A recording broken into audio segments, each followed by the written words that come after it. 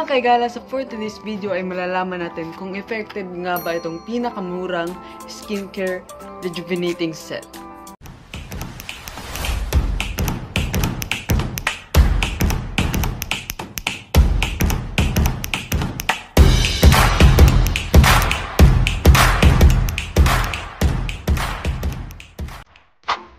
So yung mga kaigala, by the way,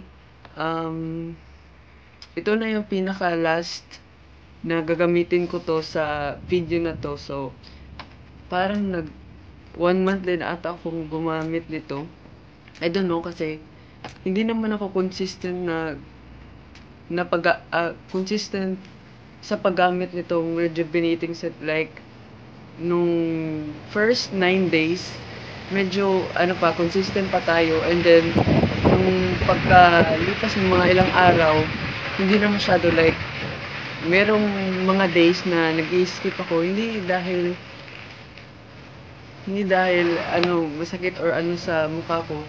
It's just like nakakalimutan apply. So mga kaigala, for today's video din ay share ko sa inyo yung review ko about dito sa product, kung nagustuhan ko nga ba siya or ano.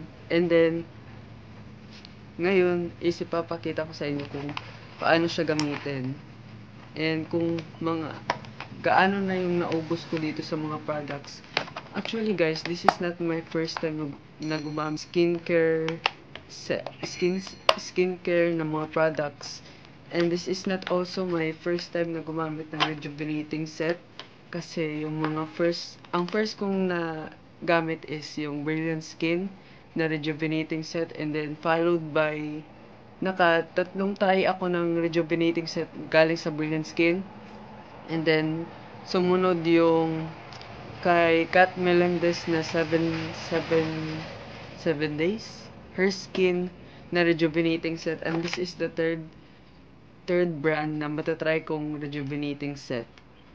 And then this is what it looks like in the inside of the box, and yung nakalagay dito sa rejuvenating set ng Skin Perfection, Love Skin Perfection is BB cream SPF 30+++, and then rejuvenating cream, and andito din ang rejuvenating toner, and then itong kanilang Kojic Intensive Whitening. And by the way mga kaigala, based on the price of this product, parang super siya, parang magtataka ka kung effective nga ba, kasi sobrang mura. Kasi tawag dito, compared sa ibang mga skincare rejuvenating set, parang yung yung Brilliant Skin is I think 200 to 300 pesos, and then yung Her Skin, which is itong box na to, andun yung mga nasa loob, andun yung mga products nito sa loob ng kwarto. So mahal talaga yung ibang skincare na rejuvenating set, and ito yung pinakamurang na try ko na rejuvenating set. And then papakita ko na din sa inyo kung paano ko siya ginagamit. So morning ngayon, so palagi ko namang ginagamit itong, and then ito try natin.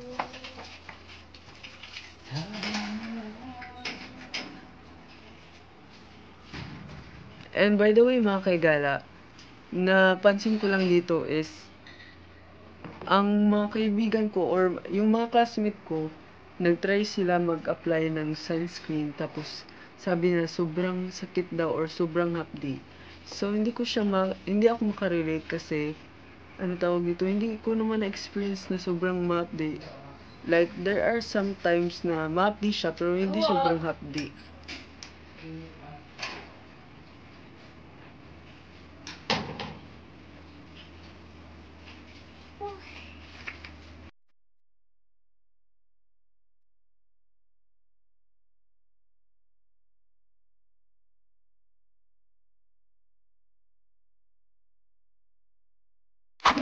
And then the second thing that you need to do is put sa rejuvenating cream. So, titignan natin ngayon kung ayun. Ito na lang yung natira ngayon, guys. So, I don't know kung aabot pa siya sa special day ko, which is ngayong Friday. Next Friday. So, medyo mahina yung brightness ng camera. So, hindi ko siya masyadong makita. By the way, papakita ko din later sa inyo yung pinagkaiba ng mukha ko since day 1 ng paggamit ng rejuvenating set.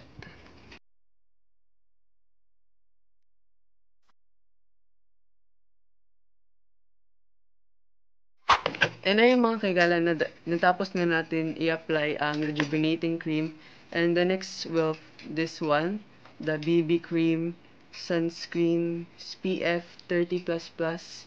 And what I like about this one is, wala siyang white cast compared sa hair skin na rejuvenating cream na sobrang makikita mo talaga yung white cast ng kanilang sunscreen. And I like also the scent of this sunscreen. Pati yung ibang products dito sa Skin Perfection kasi, ano tawag dito, hindi siya masakit sa ilong compared sa Brilliant Skin. So ito, maamoy mo siya and hindi siya intense and hindi siya masakit sa ilong and mabango itong sa Skin Perfection na rejuvenating set.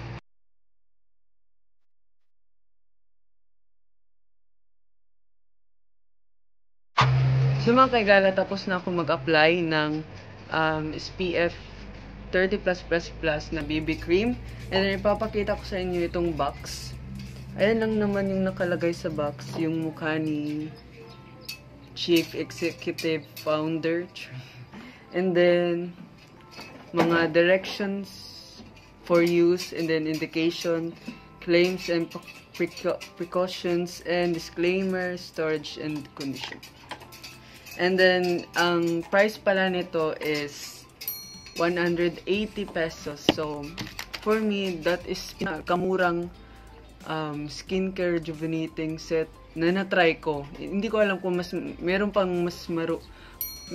mas mura dyan. So, ipapakita ko din pala sa inyo itong Kojic soap ng Skin Perfection. So, ito siya. Wala siyang nakalagay na so wala siyang nakalagay na stamp ng kanilang brand or anything, just plain lang siya, and yung color is color orange. So halos naman kasi talaga ng mga Kojic is color orange. And then ito na lang yung naubos ko. Tignan nyo guys, ito yung packaging niya. So dito ko lang din na try yung tinitipid ko yung sabon. So, ni-slice ko siya palagi para meron akong para hindi ko siya maubos ng para hindi ko siya kaagad maubos. And then, ganito kalaki yung soap, Kojic soap. And then, ngayon,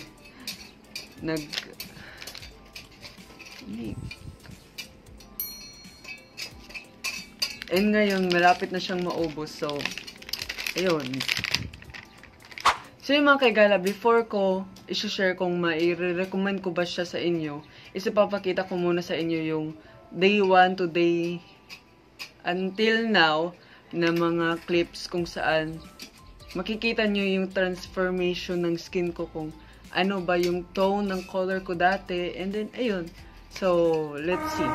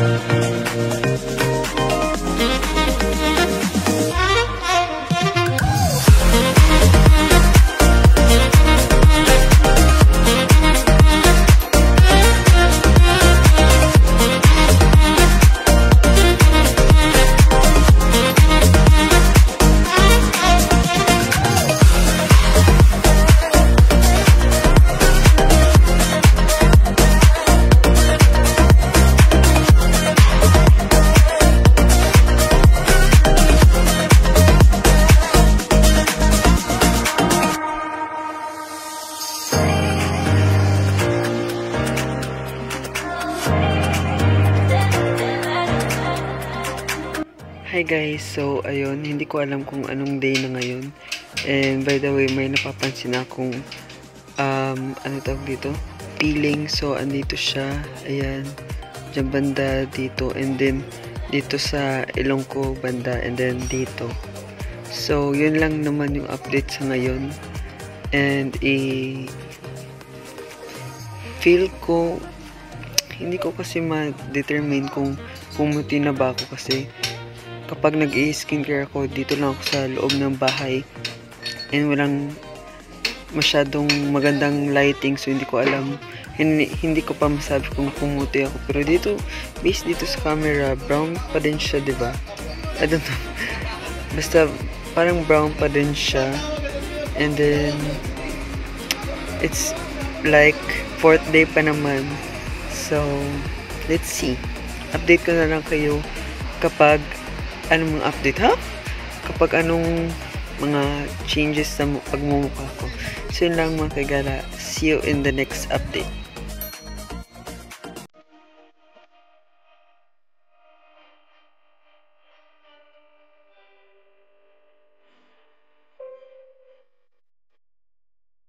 So mga kagala, nakita niyo na yung process ng rejuvenating sa mukha ko, and then ang masasabi ko lang naman is based on the price of this rejuvenating set, masasabi ko talaga siya na it is worth it because sobrang mura compared sa other brands, and then yung effect din niya sa face ko is, and I'm totally satisfied din naman sa naging effect dito sa face ko. Ayan, ito na yung parang final final result. So yung mga kaigala, thank you for watching. Hindi muna ako. So mga kaigala, this is the end of the video. Please don't forget to like, comment, and subscribe. Bye! See you in my next video.